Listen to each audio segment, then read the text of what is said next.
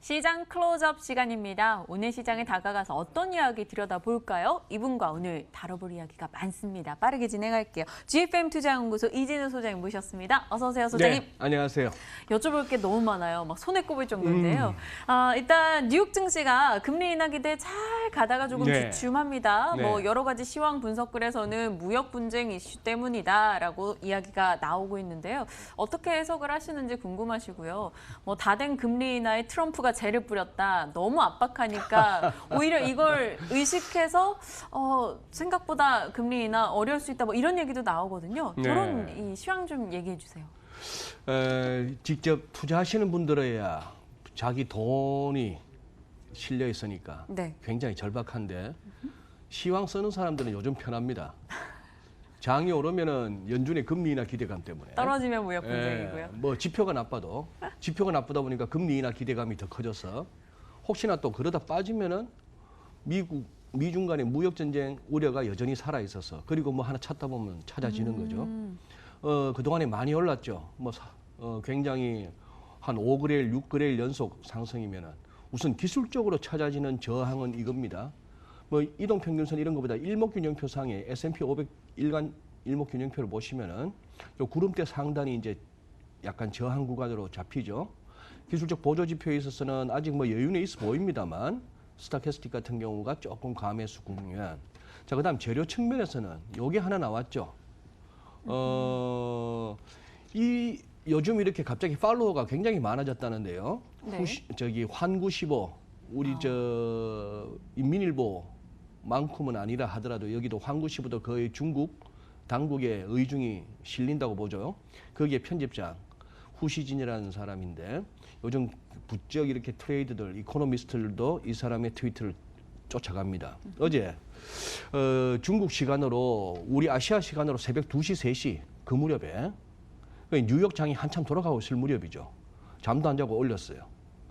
이 얘기 한번 보시면은 내가 이렇게 접근 가능한 정보에 따르면은 중국이 어떤 미국과의 무역 전쟁에 있어서 그 카운터 메저 어떤 대응 조치를 갖다가 좀 이렇게 완화한다는 조짐은 안 보인다.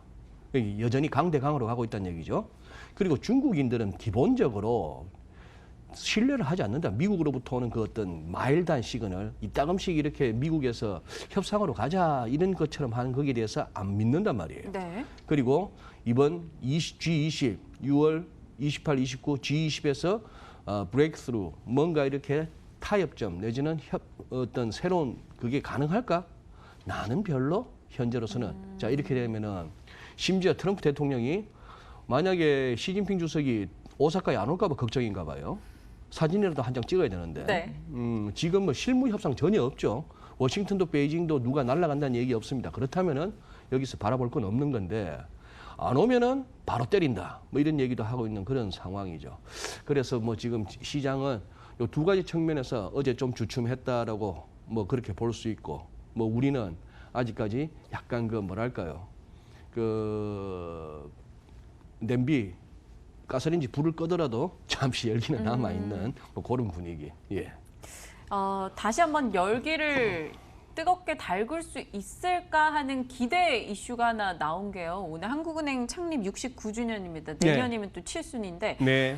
이주열 한은 총재가 기념사에서 한 발언을 두고 금리 인하를 시사했다라고 시장에서 해석을 하더라고요. 적절하게 상황 봐서 대응하겠다 이렇게 이야기를 했어요. 그동안은 뭐 금리 인하 시기 아니다 이렇게 했기 때문에 뉘앙스가 바뀌었으니까 인하하려는 거 아니야? 이렇게 보는데 소장님도 동의하세요? 예, 지금 우리가 동의하고 말고를 떠나서 홍남기 경제부총리께서 아주 쐐기를 박았더만요. 그거는 뭐 금리 인하하겠다는 거 아니냐, 네. 환영한다 이렇게까지 얘기를 했으면은 뭐 그렇게 받아들여야죠. 이거 한번 보시죠. 어제 뭐 내일 신문에서 이렇게 잘 정리해서 그냥 그대로 캡처해 왔는데 왼쪽 네. 표를 보시면은 금년 들어서 이런 상황입니다. 주요국 중앙은행들이 금리를 또 뚝 떨어뜨리고 있죠. 인도는 3번 떨어뜨렸어요. 2월, 4월에 이어서 이번 6월 6일에도. 네. 그래서 지금 5.75까지 와 있습니다. 처음에 6.5% 것이. 자, 이런 나라들이 보이죠. 우크라이나, 말레이시아, 뉴질랜드, 필리핀, 아이슬란드, 스리랑카, 호주. 호주. 그 중에서도 이제 아이슬란드 같은 경우는 4.5에서 4%로 50bp도 툭 떨어뜨렸어요. 그런 상황인데 여기서 빨간 줄을 끊는 거는 그겁니다. 하다못해 6%대, 뭐 18%, 7%뭐 이런 거 9% 이런 거는 좀 금리를 낮추면은 도움이 될까 모르겠는데 네. 뉴질랜드나 호주 우리 1.5. 뉴질랜드가 이제 이렇게 됐네요. 우리하고 같았던 1.75에서 1.5. 1.75에서 1.5 여기서 지금 우리 1.75 금리가 지금 이렇게 부담이 돼서 뭐 투자도 안 되고 경기가 안 좋은가 하는 늘 그 의문이 지금 생기는 거예요. 그런 상황이고 이주열 총재 같은 경우는 이런 상황입니다. 그 레토릭의 변화를 보시죠. 지난 4월 1일 날 금리 인하를 검토해야 될 상황은 아니다. 자, 지난 5월 31일 날 금통위였죠. 뭐 소수 의견이 나왔지만 금통위원 한 사람의 의견이다. 아직까지 금리 인하로 대응할 상황은 아직 네. 아니다. 5월 31일 오늘 6월 12일 보름도 안 되었습니다. 경제 상황 변화에 따라 적절하게 대응해 나가야겠다. 이 정도 됐으면은 그래도 뭐 옐런이랍니다. 파월 의장 정도의 텀은 지켜줘야 되는데 파월 의장이 작년 10월 3일 날 중립금리 아직 한참 멀었고요. 기준금리를 중립금리보다 한참 더 올릴 수도 있어요 하고 나서부터 10월 크리스마스 시즌까지 그렇게 장이 빠졌죠. 그러고 나서 1월 3일 날 결국 그 달달달 떨면서 이제 종이 읽었죠. 우리 인내할게라고 읽었습니다. 그러면 한 석 달은 버텨주는 건데 이제 그 텀이 점점 짧아지죠. 석 달 버텼던 파월이 점점 이제 말이 바뀌는데 우리는 보름도 못 가는 뭐 이런 상황입니다. 그래서 지금 이주열 총재의 저걸 갖다가 뭐 받아들여야겠는데 연준보다 빨리는 못 하겠죠. 지금 빠르기는 6월 18, 19일입니다. 네. FMC가 이달 18일 날은 트럼프 대통령이 대선 출정식 하는 날이고 그 다음 날이 이제 발표가 나와야 되는데 글쎄요. 6월에 당장 해줄 수 있을까? 그러려면은 6월 19일 날 당장 금리 인하를 해주려면은 뭐 다우 지수가 한 400~500포인트씩 한 사나흘 계속 빠져야죠. FMC 전까지. 뭐 그거 알고 있어야 어떻게 그렇게 해주겠습니까? 실업률은 이렇게 낮아. 뭐 맨날 트위터에는 대통령은 경기 좋다 그래. 그런 와중에 주식도 잘 가. 뭐 때문에 금리를 내려야 되죠? 연준이? 뭐 그런 상황입니다. 7월은 한 79%까지 CME 패드워치에서 네, 가능성을 그 정도까지. 보고 있더라고요. 근데 이번 달은 또 어떻게 될지 뭐 뚜껑은 열어봐야 알겠지만은 네 말씀 주셨습니다.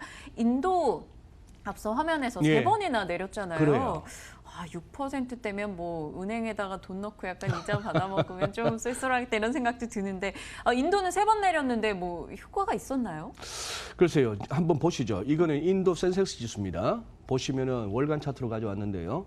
금융위기 때 이렇게 밀리고 나서 쭉 올라오고 있죠. 오히려 미국보다 더 좋죠. 예, 미국보다 더 좋은데 여기는 뭐 인도가 워낙 이머징 가운데 각광받는 뭐 그거라서 최근에 그러면 금리 인하 때문에라고 보기에는 이때는 금리 인하 효과가 이때 낮죠. 연초에 했던 거.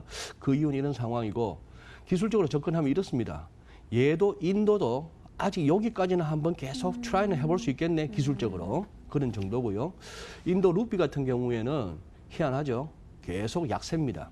자, 금융위기 당시에 모든 환율들이 풀쩍풀쩍 뛰고 달러가 강하게 갔고 뭐 양적 완화하는 동안에 잠시 약해졌으나 쭉 올라갑니다. 그 좋다는 인도인데도 불구하고 돈도 막 들어온다는데도 불구하고 인도 루피화 가치는 계속 떨어지고 있는 그런 국면, 그런 상황. 뭐 인도는 이 정도죠. 그럼 앞서 이 금리가 절대 수준이 너무 낮아서 네. 이 통화 정책 효과 기대하기가 좀 어렵다 하셨던 게 호주랑 호주, 또 네. 뉴질랜드였나요? 호주, 뉴질랜드 네. 정도인데요. 그쪽은 호주는 우리가 또 그렇게도 얘기하죠. 중국 경기와 상당히 밀접하다. 뭐 그렇게도 얘기하죠. 호주도 한번 살펴보시죠. 호주는 올 오디너리 지수라고 그러는데 이런 상황이네요. 이때가 금융위기 때입니다. 이때 쿵 떨어질 때가 금융위기 때인데 얘는 지금 뭐죠? 아직 금융위기 당시 고점을 회복 못했죠. 아까 인도나 하다못해 미국 이쪽하고 영 다른 모습이죠. 네. 그런 상황이고 최근 들어서 바짝 이렇게 뭐야 그러면 뭐 중국하고 안 좋으면 안 좋다는데도 불구하고 최근에 한 두어 달 미중 무역 전쟁이 격화되는 와중에도 호주 증시는 나쁘지 않습니다. 그런 상황이고 호주 달러는 이런 식이에요. 호주 달러 차트는 유로와 같이 읽으셔야 됩니다. 이거는 호주 달러가 약세되는 국면이죠. 그런 상황이고, 자 이때도 마찬가지죠. 금융위기 터졌을 때 이렇게 약세가 가고 뭐 이런 식으로 쭉쭉 하는데 뭐 이런 국면 대충 호주 달러는 보니까 한 0.1 호주 달러당 0.7달러 레벨이 편안한가 봅니다. 뭐 그런 상황이라서 딱히 여기서도 금리 인하만 가지고 뭘 설명하기에는 좀 부족한 다른 걸 봐줘야 되는 그런 상황입니다. 네, 우리 시장은 어떻게 보십니까? 오늘장은 뭐 둘 다 약보합 정도 거래가 되고 있는데요. 네. 이주열 총재 발언에 좀 영향을 받아갈 거라 보시는지요? 정확하게 영향을 받는 거는 국채시장하고 우리 채권시장하고 외환시장이에요. 뭐죠? 우선 국채선물 차트 보시면은 10년 국채선물 같은 경우에 국채선물이니까 이렇게 올라가고 있는 겁니다. 즉 채권 가격이 올라가는 거예요. 국채 가격이. 그런 식으로 보시면 되고 그만큼 금리가 떨어지고 있는 겁니다. 수익률이. 네. 뭐 이주열 총재의 그 발언에 정확하게 상식적으로 반응한다고 볼 수 있고 환율도 지금 잘 버티고 있는 중이죠. 간당간당하죠. 여전히 아직 1180원에서 머물고 있는 중입니다. 여기서 굉장히 크리티컬합니다. 지금 여기서 잘못하면 쭉 밀려버리면은 이제 후행 스팬 이거 뚫고 내려와서 급해질 수가 있어요. 하락세가 급해질 수 있는데 이거는 누차 강조합니다. 지난 4월 초에 발생했던 이 부분 말이죠. 이 갭이 채워지는가 안 채워지는가는 다가오는 금년 하반기 내내 관전 포인트이기도 합니다. 지금 뭐 혹시나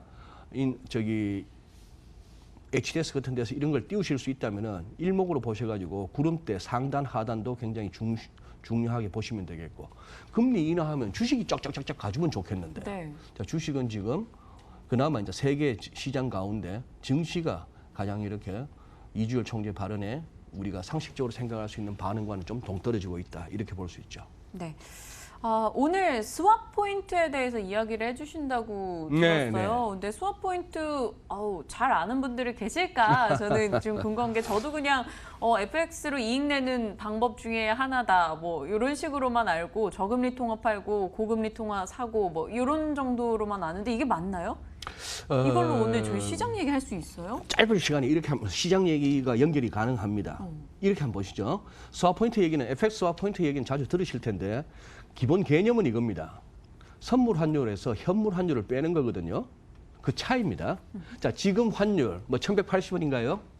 그렇다면은 1년 후의 환율, 1년 후 환율 어쨌거나 1년 후에 주거니 받거니 사든지 팔든지 할 때 적용되는 환율이 선물 환율 아닙니까? 네. 뭐 한 달 후가 될 수도 있고 그거 지금 환율에서 나중 환율을 뺀단 말입니다. 시장에서 거래되고 있는 지금 그게 어느 정도냐 하면 이런 상황이에요. 1개월 같은 경우에는 지금 마이너스 125라는 것은 인포맥스 화면인데요. 마이너스 125전, 즉 마이너스 1원 25전 이런 얘기입니다. 네. 한 달 후 환율이 지금보다 1원 25전 정도.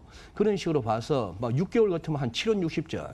뭐 이런 식으로 지금 환율보다 낮게 1년짜리 같으면은 한 15원 내지 16원 낮은 환율로 거래가 된단 말입니다.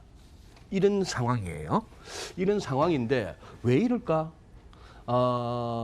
스왑 포인트는 이제 양국 간의 금리 차이를 갖다 반영한다라고 할 수 있는데 오늘 이렇게 한번 말로 한번 설명해 보겠습니다. 보통 어디 강의할 때는 한 10분은 걸리는데 네. 짧아야 되는데. 예, 네. 짧아야 되네요. 자, 예를 들어서 현대자동차가 100만 불을 갖다가 지금 바로 팝니다. 내고 해서. 네. 그건 1180원을 적용받을 수 있겠죠. 네. 근데 1년 후에 들어올 수출 대금을 미리 파는 거예요. 해치 차원이 됐건 뭐가 됐건. 그렇게 했을 때 지금 어떻게 환율을 적용할 것이냐 말입니다. 그 얘기는 이렇게 볼 수 있는 거예요. 지금 당장 건네줘야 될 100만 불을 현대자동차가 1년 동안 붙들고 간다고 생각해 보세요. 은행 입장에서는 지금 100만 불을 받고 현대자동차에 넘겨줘야 될 11억 8천만 원을 갖다가 안 주고 1년 동안 간다고 생각한다면은 이렇게 볼 수 있는 거죠. 지금 금리는 미국이 높습니다. 그렇다면 높은 금리의 달러를 갖다가 현대차는 1년 동안 들고 가면서 운영할 수 있는 네. 거기에 대한 보상을 갖다가 은행에다 해줘야 된다는 얘기죠. 그 얘기는 내년에 가서 1년 후에 가서 지금 환율보다 원화를 적게 받아야 되는 거죠. 뭐 그런 개념이 적용된 것이 스왑 포인트로 보실 수 있습니다. 즉 미국이 우리보다 금리가 높으니까 과거의 스왑 포인트는 늘 플러스였어요. 자, 그러면 이건 뭐냐? 여기서 마무리를 해야겠는데 네. 만약에 연준이 먼저 내리고 우리가 내리고 해가지고 금리를 그때 따라간다 손 치더라도 금리가 더 낮아지면은 스왑 포인트가 혹시나 더 낮아지는 속도가 미국하고 우리 한국의 금리 차보다도 스왑 포인트 하락 속도가 더 빨라진다면은 이렇다면은 모르겠는데 스왑 포인트 하락보다도 환율 오름이 먼저 빨라진다면은 우리 증시에 들어와 있는 외국인들이 잘못하면은 해지 안 하고 들어왔던 자금들이 해지에 나설 수가 있습니다. 좀 급했죠, 제가. 네. 요거 다음에 한 번 더 수학 포인트. 말씀드릴게요. 네, 워메. 일단 뭔가 빠르게 이해를 시켜주시긴 했는데요. 이게 좀 안정적으로 저희 머리에 들어오기 위해서는 다음번 시간 할인하겠습니다. 이진 소장과 함께했고요. 여기서 인사 나눌게요. 여러분 고맙습니다.